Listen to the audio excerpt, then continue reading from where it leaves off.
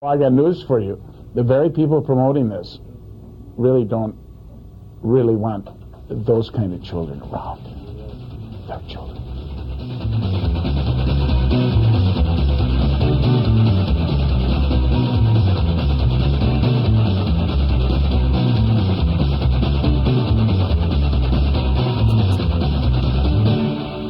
Hello, and welcome to A Matter of Fact, the news program that reminds you what is a fact and what is not depends upon your point of view. I'm Chuck Mitchell, and that's a fact.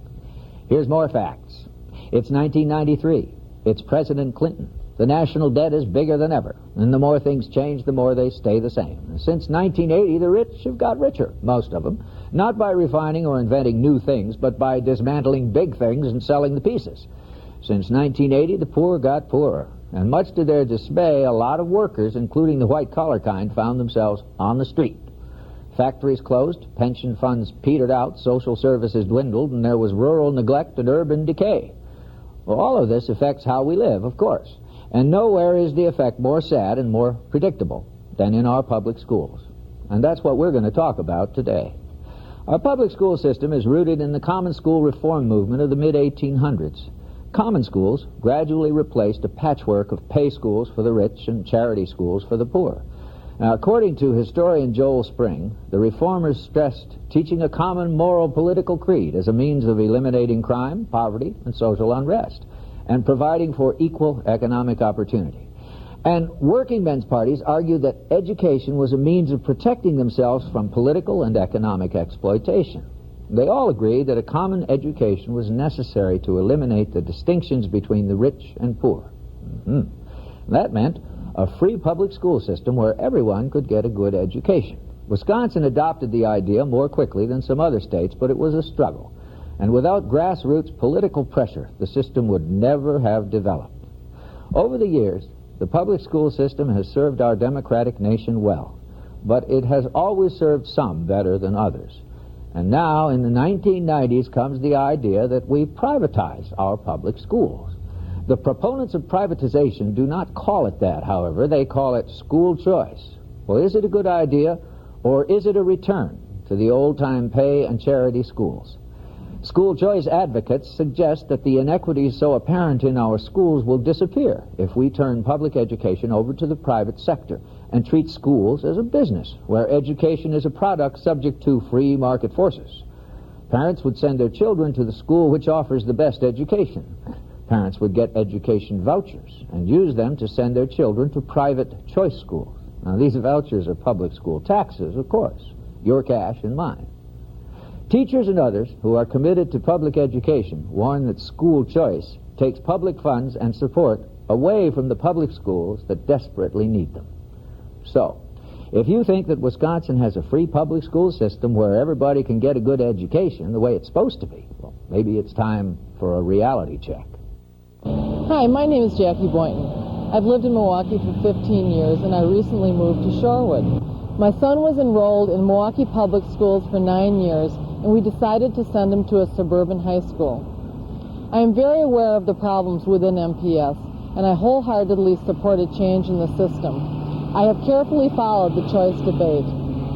Statistics surrounding America's children, the poorest segment of our society, are absolutely overwhelming, and all of that washes up to the schoolhouse door, and as a result, the institution is staggering.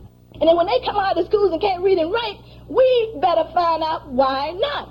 And we better find out where is that money going that was supposed to educate our kids. And it didn't. Wisconsin has a national reputation as a leader in education. High school students have consistently ranked at or near the top on college entrance exams. However, as in most urban areas, the test results in Milwaukee Central City are less impressive, and dropout rates are high. When you have a classroom size of 35, 40 children, you can't, no teacher, I don't care how good that teacher is, that teacher cannot educate all those children. For many parents and educators, large class size, inadequate funding, and deteriorating facilities are primary concerns. Stand right there on the front steps of my school, you can feel it vibrating like this.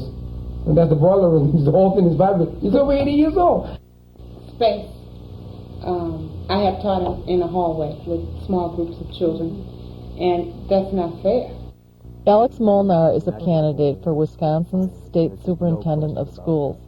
You can't escape the fact that in Milwaukee, children each have about $6,400 in total spent on them. And if you go several miles to the north to Nicolay High School, you'll see children having $12,000 a year spent on them approximately. Clearly, when it comes to public education, each child is not equal. That's wrong. We have to change that. We've worked with the school desegregation. They came in, there was a school desegregation suit prior to, which brought in the busing and the moving, and what happened then, they closed a lot of inner city schools.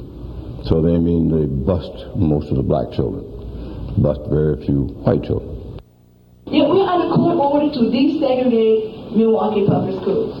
Now, somehow or another, they stole this lie to our parents that desegregation had something to do with education.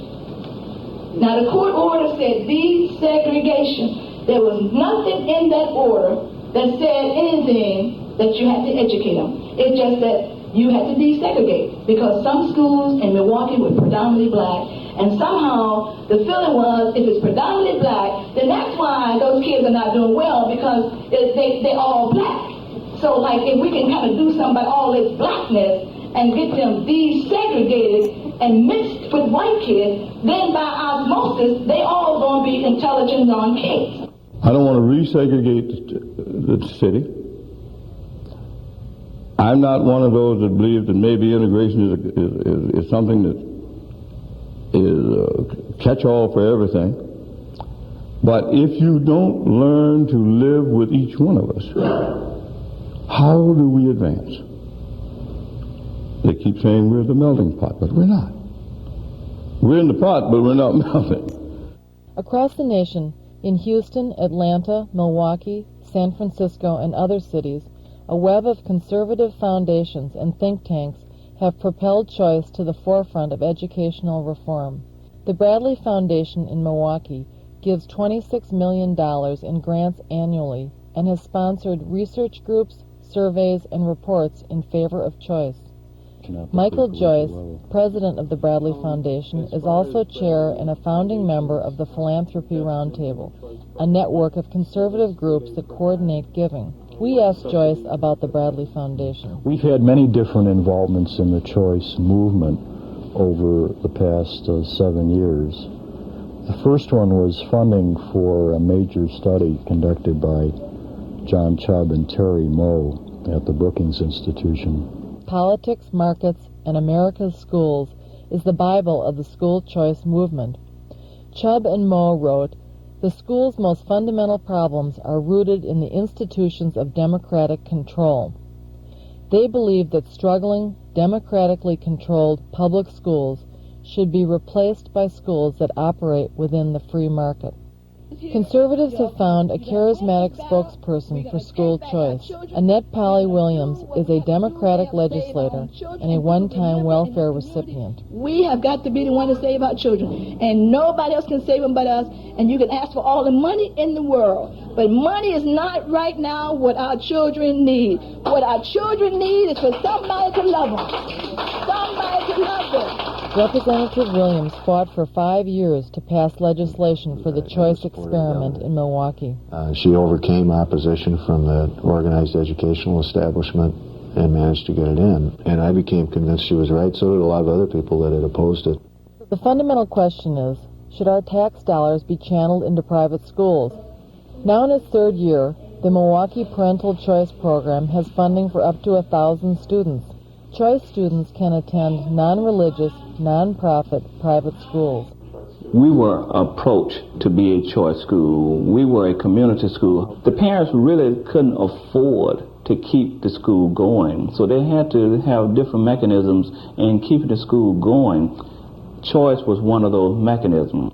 The choice program has brought up something, and that's because we don't have to worry too much about we need money or we just need materials, or we know that that's there and we know that they will help. They don't have to go out and raise as much money to run their school anymore because they're getting the choice money. That's what it's really all about.